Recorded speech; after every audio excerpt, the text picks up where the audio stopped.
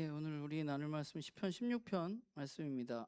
1절부터 우리 마지막 절까지 다 일어서셔서 저 한 절 여러분들 한 절 돌아가면서 읽고 11절은 같이 읽겠습니다. 시편 16편 1절부터 11절까지의 말씀입니다. 하나님 나를 지켜주십시오. 내가 주님께로 피합니다.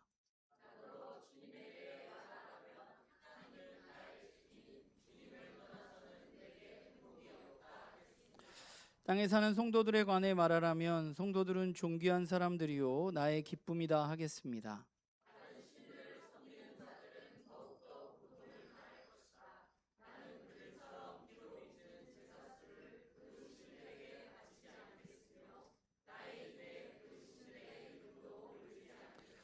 아, 주님, 주님이야말로 내가 받을 유산의 몫입니다. 주님께서는 나에게 필요한 모든 복을 내려주십니다. 나의 미래는 주님이 책임지십니다.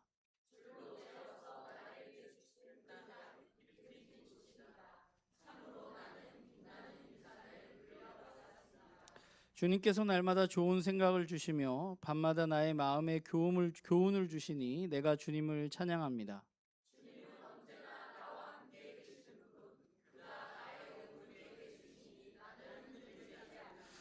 주님 참 감사합니다. 이 마음은 기쁨으로 가득 차고 이 몸도 아무 해를 두려워하지 않는 까닭은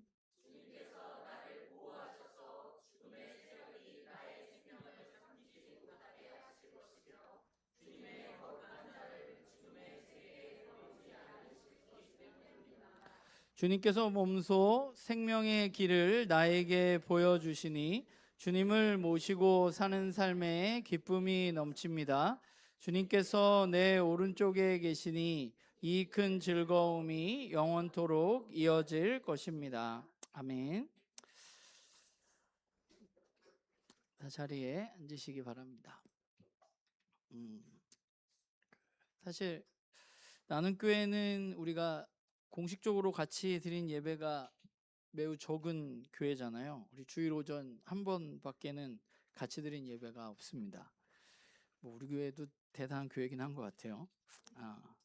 예전에 제가 다니던 교회에서 뭐 일반적인 예배들이 다 있잖아요. 오전 예배, 저녁 예배, 또 수요 예배, 뭐 이렇게 금요 철야도 있고 가끔씩. 그런데 제가 예전에 교회 다닐 때 특별히 청년 때 뭐 예배 거의 빠진 적이 없는 것 같아요. 예배 늘 참석. 빠지지 않는 것뿐만 아니라 늘 예배에서 굉장히 주도적인 역할을 했던 것 같습니다. 왜냐하면 찬양팀을 하다 보니까 미리 가서 준비하고 또 제일 마지막에 정리하고 집에 오고 뭐 이런 생활을 계속했는데 생각을 해보면 우리가 예배는 늘 좋은 것이고 예배가 중요하다고 이야기하는데 예배는 너무 좋은 것이니까 제가 예배를 빠지지 않고 열심히 참여하고 또 더군다나 더 빨리 가서 예배를 준비하고 했으면 사실은 저의 신앙이 하나님과 더 가까워지고 또 신앙이 날이 가면 날이 갈수록 더 성장했어야 하는데 사실 그때는 좀 그렇지 않았던 것 같아요. 제 스스로에게. 뭔가 예배를 드리면 드릴수록 주님으로 가득 채워졌어야 하는데 그게 약간 일이 되어가고 그래서 하나님과의 어떤 친밀한 교제보다는 그냥 어떤 일을 잘 마치는 것 정도로 예배가 저한테 생각되어지고 뭐 그러다 보니까는 일이 많아지니까 시간이 가면 갈수록 지쳐가고 또 뭐 어떤 날은 하기도 싫고 근데 해야만 하고 뭐 그러다 보면 이제 그럼 뭐 좀 더 특별한 게 없을까 해서 뭔가 특별한 예배를 준비하는데 시간과 에너지를 쏟아붓고 그리고 그런 예배가 끝나면 다들 저한테 와가지고 뭐 예배가 너무 좋았다고 하는데 정작 나는 좀 공허하고 나는 뭔가 채워지지 않는 것 같고 뭐 이런 시간들을 좀 보냈던 것 같아요. 청년 때. 사실 나는 교회에서 제가 뭐 여러분들에게 여러 가지 교회에서 뭐 일을 시키지 않고 무언가 여러분들이 스스로 좀 해나가기를 바라는 이유는 그리고 여러분들이 가끔 뭔가를 열정적으로 하려고 할 때 다른 목사님들은 막 뭐 하라고 막 그럴 텐데 말리기도 하는 이유는 어떤 이런 저의 경험들에서 온 것이란 생각을 좀 하게 돼요. 물론 여러분들이 제가 어렸을 때보다 더 나은 신앙을 가지고 있기 때문에 여러분이 안 그럴 수도 있고 그것들을 통해서 여러분들이 더 성장할 수 있지만 그런 우려들이 항상 제 안에는 있는 것 같습니다. 제가 예. 나눔교회에서 예배는 늘 우리에게 의무가 아니고 특권이라고 많이 얘기를 했습니다. 그래서 특별히 이번 한 달 동안은 뭐 이런 얘기를 많이 했지만 다시 한번 우리의 예배가 우리의 정말 특권인가, 이 말이 우리의 삶에서 진짜 나의 신앙생활 가운데 제대로 작동하고 있는지 좀 점검하고, 내가 또 정말 그것을 특권으로 누리고 있는지, 내가 특권으로 누리고 있다면 나는 예배를 통해서 어떤 것들을 내가 누리고 있는가에 대해서 여러분들과 좀 고민을 나누어 보려고 합니다. 예배는 무엇인가 생각해 보면, 우리가 지금은 주보를 좀 환경보호 차원에서 최대한 종이를 줄여보자 해가지고 간단하게 만들고 있지만, 예전 주보에는 그 예배 순서 위에 항상 예배는 뭡니다 라고 예배에 대한 정의를 적어줬는데, 예배는 뭐예요? 예배는 크게 예배는 뭐다 라고 얘기했을 때 신학적인 정의는, 예배는 하나님께서 예수 그리스도를 통해서 우리들에게 자기 자신을 계시해 주시고 그 하나님의 예수 그리스도를 통한 자기 계시에 대한 우리들의 반응입니다. 이게 신학적인 예배의 어떤 정의라고 할 수 있을 것 같아요. 그러니까 예배는 하나님을 만나는 시간인데, 그 만남이라는 것이 우리가 막 애쓰고 노력해서 먼저 되는 게 아니라 하나님이 먼저 자기 자신을 드러내 보여주시고, 우리는 그 드러내 보여주시는 하나님을, 예수 그리스도를 통해서 특별히 드러내 보여주시는 그 하나님을 만나고 거기에 대해서 반응하는 시간이 예배입니다. 그래서 우리는 각각의 예배 순서들을 통해서 여러 가지 자기 자신을 계시하시는 하나님을 알아가기도 하고 그분을 만나기도 하고, 또 우리가 여러 가지 방법으로 하나님 앞에 반응하게 되는 것이죠. 그게 우리의 예배입니다. 그러면 우리가 우리의 삶에서 정말 예배가 특권이라고, 의무가 아니고 특권이라고 한다면, 우리는 그러면 이 예배를 통해서 뭘 누릴 수 있는 것인가? 물론 우리가 하나님을 알아가는 것 자체가 우리들에게 매우 복된 것임에 분명하지만, 또 그것을 넘어서서 그 하나님을 알아가는 것 자체가 우리들에게 예배를 통해서 누릴 수 있게 되는 것들이 분명히 있다고 생각합니다. 그리고 그 가운데 하나가 오늘 우리가 읽은 시편의 시인의 고백대로 1절에 나와 있는 대로 내가 하나님께 피합니다 라는 것 같아요. 내가 하나님께로 가고 내가 하나님 품에 안기고 하나님께 피합니다 라는 것이 우리가 예배를 통해서 누릴 수 있는 매우 중요한 요소라고 생각이 듭니다. 그럼 우리가 하나님께 왜 피하는 게 우리에게 특권이 되느냐 하면, 우리의 삶이 그렇게 생각보다 쉽지가 않기 때문입니다. 우리의 삶이 너무 쉽고 너무 편안하고 뭐 피하지 않아도 내 스스로 잘 해낼 수 있다면 우리가 굳이 안 피해도 될 텐데, 우리가 누군가 의지할 곳이 있고 피해야 할 곳이 필요한 사람들이기 때문에 그래요. 우리가 세상을 살아가면서 갖게 되는 감정 중에 하나가, 저는 두려움이라는 생각을 하게 됩니다. 그리고 이 두려움이라는 것은 세상이 저와 여러분을 통제하기 위해서 가장 잘 사용하는 것이라는 생각이 드는데, 생각해보면 대부분의 사람들은 어떤 두려움을 갖고 살아가게 되는 것 같아요. 그런데 그 두려움은 어디서 오느냐 하면, 현대인들에게 있어서 두려움은 남들보다 뒤처질까 봐 해서 찾아오는 두려움이 큰 것 같습니다. 과거에는 그냥 막연한 미래에 대한 두려움이 컸다면, 오늘날 사람들은 그냥 막연한 미래에 대한 불안감, 그런 두려움이 아니라 내가 지금 여기서 살아가는 삶조차도 누군가에게 뒤처질까 봐 거기에서 내가 오는 두려움을 갖게 되는 것 같아요. 그래서 예전에는 뭐 노후에 내가 어떻게 살아야 되지? 그런 막막함과 두려움이 있었는데, 이제는 중고등학생들도 내가 이게 대학은 잘 갈 수 있는 건가? 내가 여기서 대학을 잘 못 가거나 성적이 잘 안 나오면 내 삶이 뒤처지고 다른 사람들한테 어떻게 되는 거 아닌가? 라고 생각을 하고, 심지어 요즘에는 그게 점점 낮아져서 초등학생, 또 어린이집에 다니는 애들까지도 두려움을 느끼면서 무언가 내가 쟤보다 뭔가 뒤처지면 안 돼 하는 생각을 가지고 살아가는 것 같아요.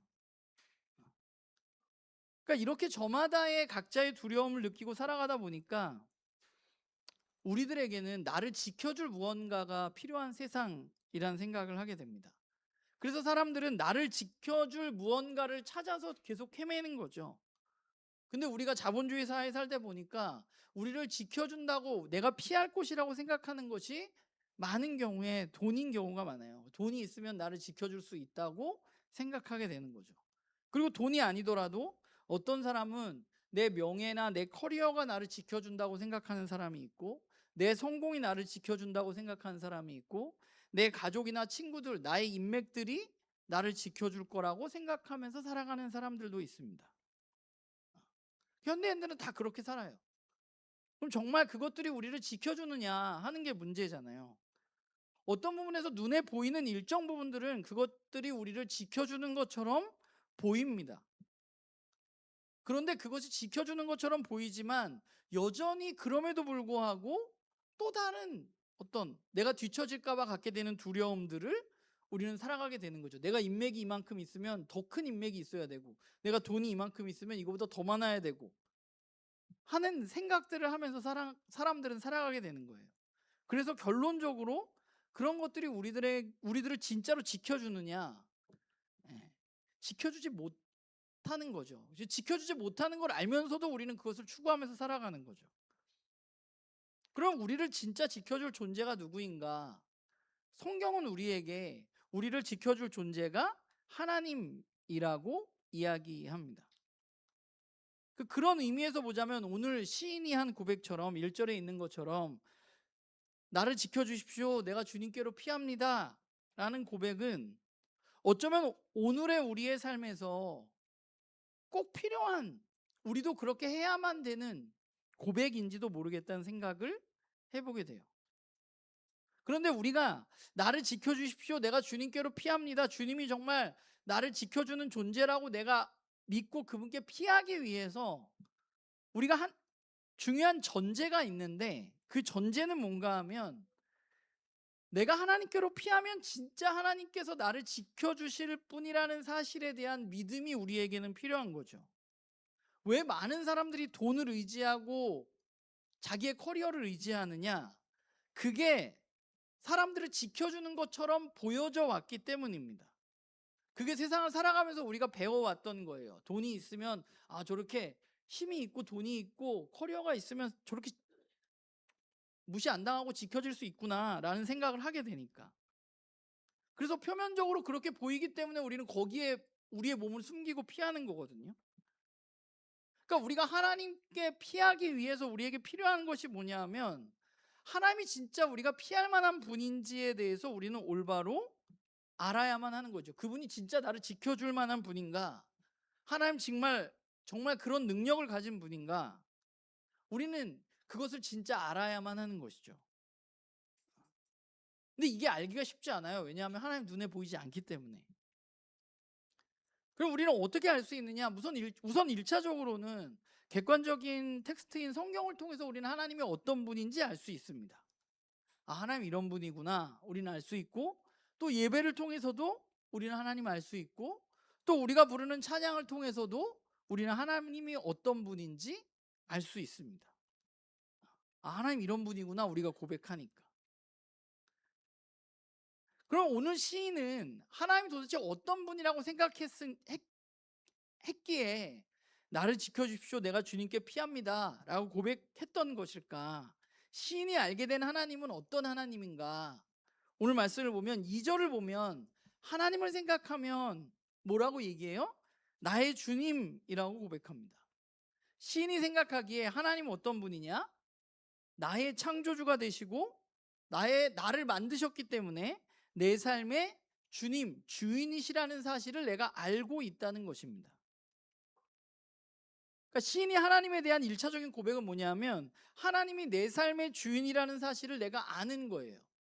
그러면 하나님이 내 삶의 주인이시라는 사실을 내가 알게 된다는 것은 어떤 삶을 살아가는 거냐? 오늘 시에서 단적으로 예를 들면 6절을 보면 6절에 그런 말이 나와요. 주를 재어서 나에게 주신 그 땅은 기름진 곳입니다 라는 말이 나옵니다.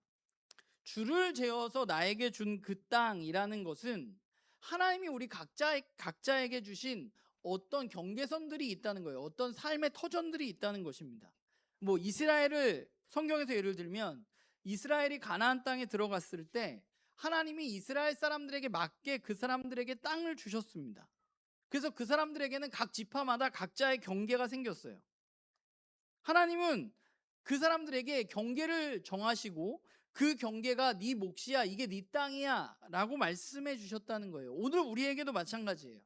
하나님 우리에게 주신 것들이 있어요. 우리에게 경계선을 만드시고 그것을 우리에게 주시면서 이게 네 몫이야 라고 주신 것이 있습니다.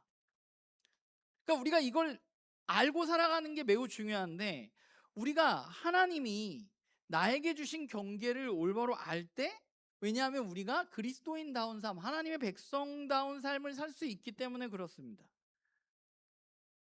이게 왜 우리에게 쉽지 않으냐 하면, 하나님 우리에게 경계를 지어주시고 이걸 너에게 줬어 라고 얘기해 주시는데, 우리가 살아가는 세상은 우리에게 그렇게 이야기하지 않기 때문에 그래요. 세상이 우리에게 이야기하는 건 뭐냐 하면 그 경계를 넓혀야만 한다고 얘기해요. 그 경계를 뛰어넘어야 한다고. 그게 네가 잘하는 거라고 우리에게 계속 얘기합니다. 하나님이 우리에게 주신 것들이 있는데 그 주신 것들을 넘어서서 네가 더 무언가를, 더 큰 땅을 얻어야 한다고 세상은 우리에게 이야기하는 거죠. 그러니까 우리가 해야 할 일은 뭐냐면, 우리가 삶의 주인이 하나님이시라는 사실을 내가 받아들인다면, 하나님이 주신 경계선을 내가 받아들이고 알고 받아들이고, 하나님이 진짜 내 삶에 기름진 땅으로 나에게 이것을 주셨구나라는 사실을 인정하는 것입니다. 이게 하나님을 주인으로 바라보지 못하면 우리는 자꾸만 나에게 주신 것들이 부족해 보이고 다른 사람과 자꾸만 비교를 하게 돼요. 하나님이 진짜 주인인 것을 아는 사람들은 하나님이 나에게 주신 것들을, 그 경계선을 발견하고 그 속에서 최선을 다해서 살아가는 사람들입니다. 이 이야기가 그냥 무슨 숙명론처럼, 야 이건 넌 이만큼이니까 넌 그냥 그렇게 살아, 이런 게 아니라, 하나님 우리에게 주신 것들을 내가 분명히 신앙이 깊어지면 깊어질수록 깨달아 가는데, 그런데 그 안에서 그럼 내가 대충 사느냐, 그게 아니라 그리스도인의 삶은 하나님이 나에게 주어주신 것들 안에서 내가 충분히 최선을 다해서 살아가는 것입니다. 우리가 해야 할 것은 하나님이 나에게 주신 것들, 그 주신 것들 안에서 내가 무언가를 발전시켜 나가야 할 것들을 구분해내는 것입니다. 그러니까 우리가 나에게 주어진 것이 있고 그 주어진 것들 안에서 내가 더 노력해서 발전시켜 나가야 될 것이 있는 거예요. 그게 그리스도인에게 주어진 삶이고, 하나님이 주인이시다라는 이야기에, 그런 고백에 아주 단적인 면이라 생각해요. 하나님이 나에게 주신 것들을 내가 받아들이는 것입니다. 그리고 또 한 가지, 시인은 하나님에 대해서 뭐라고 고백하냐 하면 2절 후반부에 보면 하나님이 주인이신데, 두 번째는 뭐냐면 내가 하나님을 떠나서는 행복할 수 없습니다 라고 고백합니다. 그러니까 시인은 이미 알고 있는 거예요. 뭘 알고 있느냐? 내 삶에 유일한 행복을 주시는 분이 하나님이시라는 것입니다. 오늘 5절을 보면 5절에 시인이 이렇게 고백하거든요. 주님께서는 나에게 필요한 모든 복을 내려주십니다 라고 말합니다. 하나님은 어떤 분이냐? 나에게 필요한 복을 정말로 주시는 분입니다. 근데 내가 그냥 다른 것들을 구하는 것 뿐이에요. 하나님 나에게 필요한 것들을 충분히 주시는데, 나에게 필요한 것들을 충분히 주시는 분인 것뿐만 아니라 하나님은 우리의 미래도 책임지시는 분입니다. 그게 5절에 나온 거죠. 그러니까 시인은 알고 있는 거예요. 하나님이 나에게 충분한 나에게 필요한 복을 주시고 나의 미래도 책임져 주시는 분이라는 사실을 알고 있기 때문에 시인은 2절에 내가 하나님을 떠나서는 행복할 수 없습니다라고 고백하는 거죠. 하나님 나에게 충분한 복을 주시고 미래도 책임져 주시는 분이기 때문에 그분을 의지할 수밖에 없고 그분을 피할 수밖에 없는 것입니다. 제가 오늘 말씀을 준비하면서 생각한 가장 중요한 게 있는데요. 그게 뭐냐 하면, 오늘 저와 여러분이 나누는 이 이야기가 우리가 모르는 이야기가 아니에요. 우리 여러분들 너무 잘 알고 있는 거고 저도 너무 잘 알고 있는 거거든요. 근데 진짜 중요한 건 뭐냐 하면 이 이야기가 저와 여러분의 삶에 실제로 작동하고 있느냐 하는 거예요. 그냥 우리가 말로만 하나님 내 삶의 주인이십니다, 내가 하나님 한 분만으로 만족합니다. 오늘 우리가 찬양했듯이 내 평생의 소원은 오직 그분 한 분만 아는 것입니다 라고 내가 말하고 고백하는데, 이게 진짜 내 삶에 그렇게 작동하고 있느냐 하는 거예요. 나는 하나님이 나의 삶의 주인이십니다, 하나님 한 분만으로 만족합니다 라고 고백하는데, 실제적인 내 삶은 하나님께 피하지 않고 세상의 어떤 다른 것들을 의지하면서 내가 살아가면서 하나님은 나의 주인이십니다 라고 말로만 고백하고 있는 것은 아닌가. 저는 우리의 고백과 우리의 삶을 좀 돌아봐야 한다고 생각합니다. 기독교 신앙에 대해서 우리가 좀 오해하는 것 중에 하나는, 이게 되게 교리적이고 뭔가 모호한 것처럼 알 수 없는 좋은 말들, 그걸 그냥 막 선포하고 그럼 그냥 끝나는 것처럼 생각한다는 거예요, 기독교 신앙은. 근데 기독교 신앙은 그냥 교리를 알고 뭔가 모호한 언어를 우리가 깨닫고 하나님 찬양합니다, 하나님 영광 받으소서, 뭐 이렇게 하고 끝나는 게 아니라, 기독교 신앙은 사실 매우 실제적인 것입니다. 우리의 삶에 실제적으로 드러나고 나타나고 내가 진짜 경험해야만 하는 것이에요. 하나님 어떤 분이냐? 저와 여러분에게, 우리에게 필요한 복을 주시는 분입니다. 하나님은 우리의 미래를 정말로 책임져 주시는 분이시고, 나에게 필요한 땅을 이미 허락하신 분이십니다. 내가 이 사실을 믿고 이 믿음이 나의 삶에 작동하느냐 하는 게 중요한 것이죠. 이게 작동을 안 하니까 내가 입술로는 막 고백하고 성경 읽으면 막 알겠고 막 이러는데, 내가 하나님께 이게 작동을 안 하면 내가 하나님께 피하지도 않고, 피하지 않으니까 하나님 주시는 놀라운 복도 내가 잘 누리지 못하면서 그냥 그렇게 살아가는 거예요. 주일에 예배 드리러 나오고, 이 시간은 이렇게 흘러가고, 그게 제 삶이었던 것 같아요. 아까 처음에 얘기했던, 예전에 제가 요즘에는 교회를 잘 안 오잖아요. 그때 교회에서 살았어요. 막 그렇게 열심히 했는데, 제가 그렇게 열심히 뭔가를 준비하고 막 예배를 준비하고 뭔가를 했는데, 그 고백이 내 삶에 전혀 작동이 안 되니까 나는 하나님께 피하지 않고 마음은 공허하고 무언가 다른 걸 찾아서 더 채우려고 하고, 뭐 이런 일들이 계속 반복됐던 것 같아요. 저는 나눔교회 식구들이 진짜로 하나님께 맡기고 피하는 그런 하나님의 백성들이 되기를 정말 간절히 소망합니다. 이 고백이 우리의 고백이 되고, 이 고백이 내 삶에 실제로 작동하는 그런 우리들이 됐으면 좋겠어요. 하나님은 우리에게 진짜 복을 주시는 분입니다. 그럼 어떤 복을 주시느냐? 오늘 말씀을 보면 하나님 우리를 책임지시고 보호해 주시는 분이십니다. 내가 보호받고 있다는 것을 아는 것만큼 안정감을 주는 게 없어요. 보호받지 못한다고 생각하니까 두려운 건데, 보호받고 있다는 사실을 내가 깨닫게 되면 우리의 삶은 굉장히 안정적일 수밖에 없습니다. 그러니까 아이들이 그렇잖아요. 아이들이 엄마 아빠가 나를 충분히 보호해주고 있구나라는 사실을 알면 그 삶 가운데 안정감이 생기는 것처럼 우리도 마찬가지예요. 하나님이 진짜 내 울타리가 되어주시고 나를 책임져 주시고 나를 보호해 주시는구나 라는 사실을 우리가 진짜 알게 됐을 때 우리의 삶에는 안정감이 찾아오는 거죠. 그런데 말로는 우리가 하나님 나를 책임지고 보호해 주셔 라고 하면서 전혀 그것을 진짜로 받아들이지 못하고 두려움에 떨고 불안해하고 있는 것은 아닌가, 우리의 삶이. 그리고 또 하나, 하나님 우리의 삶을 책임져 주시고 보호해 주시는데 하나님 우리에게 주시는 것이 있는데, 그것은 뭔가 하면 우리가 하나님을 최우선순위로, 하나님을 정말 내 삶의 주인으로 모실 때 하나님 우리에게 주시는 것은 나에게 필요한 내 삶의 지혜를 하나님 우리에게 알려주십니다. 우리가 하나님과 교제하게 될 때 우리는 하나님의 지혜를, 하나님의 이야기에 귀를 기울이고 그분의 이야기를 들을 수 있고 우리는 삶의 지혜를 얻을 수 있습니다. 오늘 말씀에서 시인은 뭐라고 말하냐 하면, 하나님은 우리를 언제나 바른 길로 인도하시고 좋은 생각을 우리에게 주시고 교훈을 알려주시고 하신다고 얘기해요. 하나님 늘 우리에게 좋은 이야기, 좋은 생각, 바른 길을 알려주기를 원하세요. 문제는 뭐냐? 내가 그것을 받아들일 마음이 있느냐 받아들일 마음이 없느냐 하는 것입니다. 그래서 예배가 중요한 것이고 말씀을 읽고 묵상하는 것이 중요하고 기도가 중요한 겁니다. 하나님은 우리에게 계속 얘기하시니까 받아들이라고 계속해서 우리에게 요구하시는데 내가 그것을 듣지 않는 게 문제인 거죠.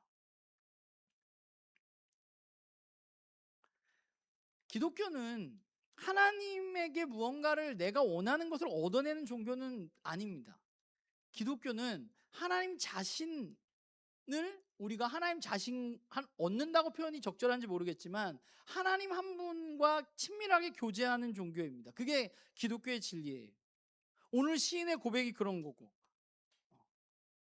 오늘 5절의 고백에 보면 그렇게 말하잖아요. 하나님 주시는 게 주시는 어떤 것이 아니라 시인이 만족하는 건 뭐예요? 하나님만이 내 삶에서 받을 유산의 몫이라고 이야기하고 있는 거죠. 그러니까 이 말은 하나님 한 분이면 충분하다는 얘기고, 하나님 나의 기쁨이고, 하나님 때문에 내게 맡겨진 내 삶을 잘 살 수 있다는 고백인 것입니다.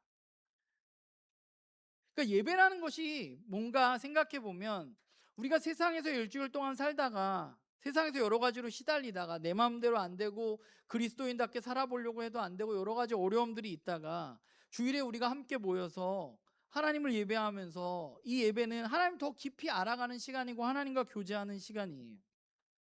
예배를 통해서 매번 우리는 우리가 알고 있는 하나님이지만 다시 한번 하나님을 더 깊이 깨달아가고 우리의 예배가 더 깊어지는 것이죠. 아, 진짜 그렇구나. 하나님만이 나의 몫이고 나의 잔이고 그분만이 나를 책임져 주시는구나 라는 것을 깨달아가는 것이 예배입니다. 우리는 세상에서 살아가다 보면, 하나님 없는 세상에서 살아가다 보면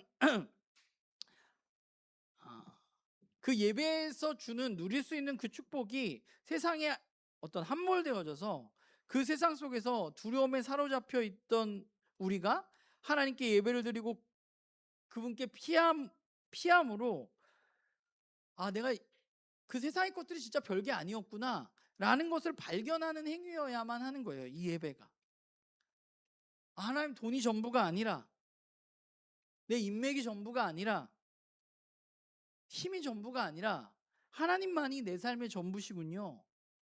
돈이 나에게 행복을 가져다 주는 게 아니라 하나님이 진짜 나에게 행복을 가져다 주시는 분이라는 사실을 깨달아가는 것입니다.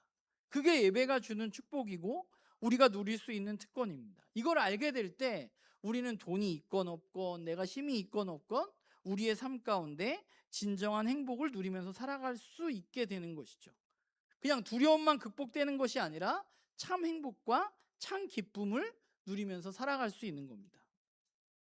그래서 오늘 뒷부분에 보면 시인은 뭐라고 말하냐 하면 기쁨에 가득 차 있어요. 기쁨에 가득 찬다고 말하고 11절에도 내가 주님을 모시고 사는 삶이 기쁨이 넘친다고 이야기합니다. 그러니까 우리가 주님을 온전히 예배했을 때 세상이 말하는 것들이 없어도 하나님만 있으면 우리는 충분히 감사하고 충분히 기뻐할 수 있는 사람들입니다. 그게 저는 하나님이 우리에게 주시는 복이고 그걸 알게 되는 것이 예배이고, 그렇기 때문에 예배는 우리에게 특권이라고 생각합니다. 이 예배를 통해서 진짜 하나님을 만나고 그분께 나를 맡길 때 그때 우리가 진짜 누릴 수 있는 게 있는 거죠. 그래서 우리가 해야 할 일은 뭐냐면 이 예배에서 그 특권을 우리가 잘 누리기 위해서 아까도 얘기했지만 가장 중요한 것은 하나님을 더 깊이 알아가는 거예요. 하나님 올바로 알아가는 것. 근데 우리가 하나님 올바로 알아가기 위해서 우리에게 꼭 필요한 한 가지가 있습니다. 그게 뭐냐 하면 저와 여러분이 가지고 있는 세상적인 관점을 버리는 것입니다. 나 중심의 하나님 바라보기를 빨리 버리는 거예요.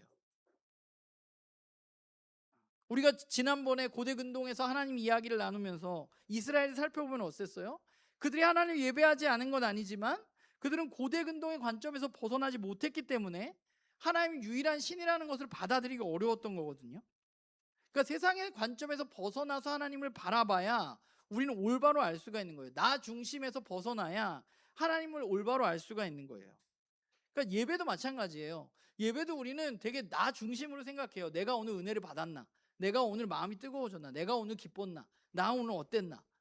예배는 내 입장에서 생각하는 게 아니라 예배는 하나님이 주인공이시고 그 하나님께 나를 맡기고 하나님을 받아들이는 겁니다.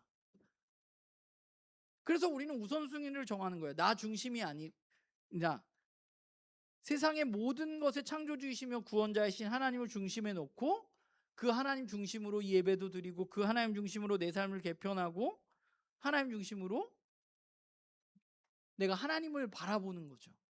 그러니까 내 생각, 내려놓고, 제가 요즘에 창세기 읽고 있잖아요. 제가 이번 창세기를 읽으면서 굉장히 많이 큰 깨달음을 얻는데, 그 깨달음을 얻게 된 되게 중요한 계기는, 내가 그동안 알고 있던 창세기 1장부터 11장을 좀 다 내려놓고, 성경에는 뭐라고 써 있나, 진짜 내가 어렸을 때부터 듣고 그동안 책으로 봤던 걸 좀 내려놓고, 성경에서는 하나님의 세상은 어떤 건가에 대해서 알아가다 보니까 저에게는 굉장히 누리는 기쁨이 있는데, 그것처럼 우리가 지금까지 알던 것들을 좀 내려놔야 될 필요성이 있는 것들은 내려놔야만 돼요. 나 중심, 내가 지금까지 알던 거, 그래야 우리는 하나님을 올바로 알아갈 수가 있습니다. 그것을 내려놔야. 그래야 우리의 예배가 더 깊어질 수 있는 겁니다.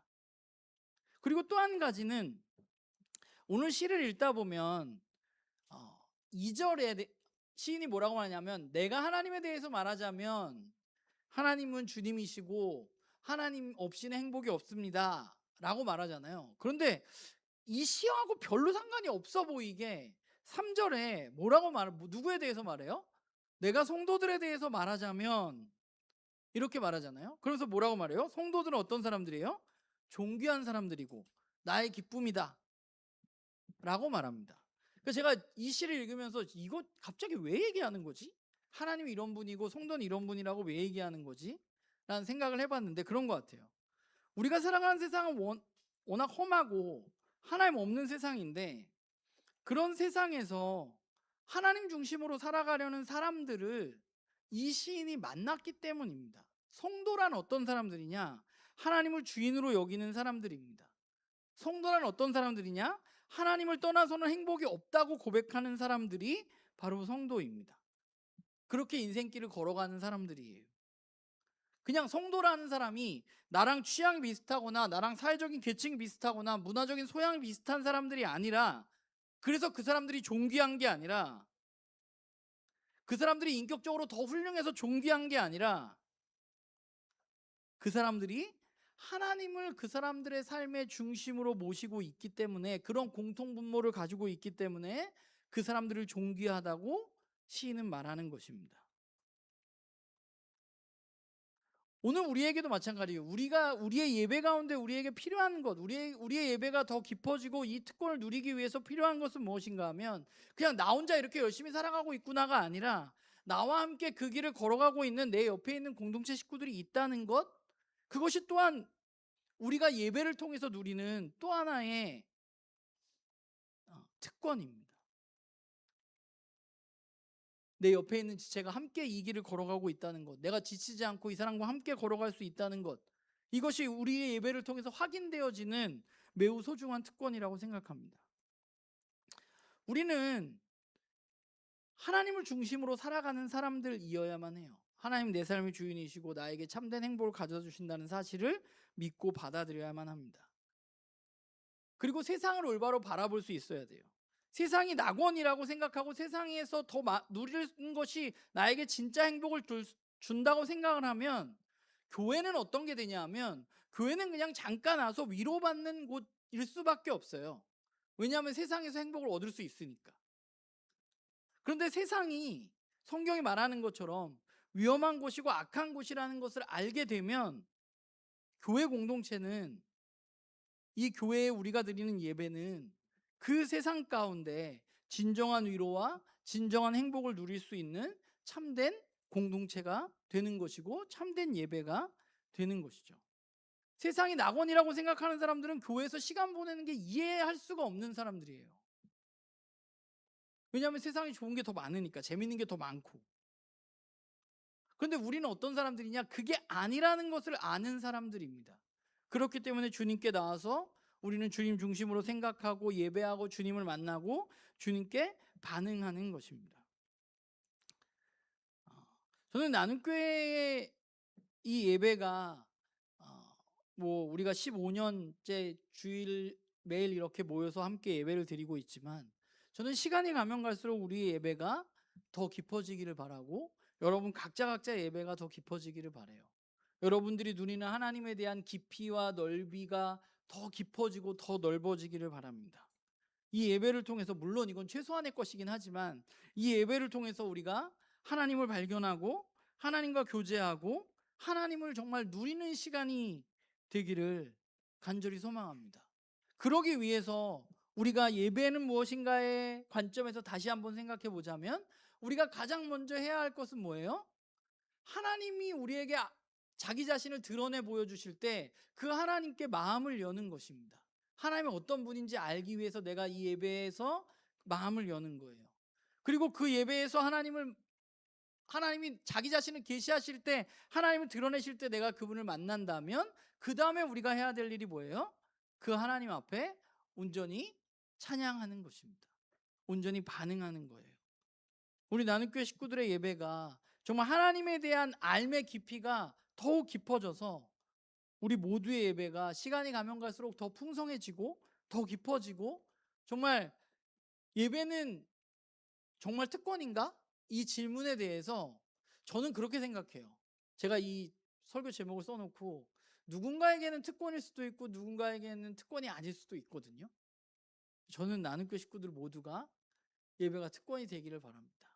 의무가 아니라, 억지로 해야 되는 게 아니라, 내가 안 하면 어떻게 돼서 드리는 게 아니라 하나님 깊이 경험하고 내가 진짜 행복한 삶을 살아갈 수 있는 밑거름이 되는 이 예배를 우리가 소중히 여기고 이 예배 가운데 풍성히 누리는 그런 우리 나눔교회 식구들 모두가 되기를 주님의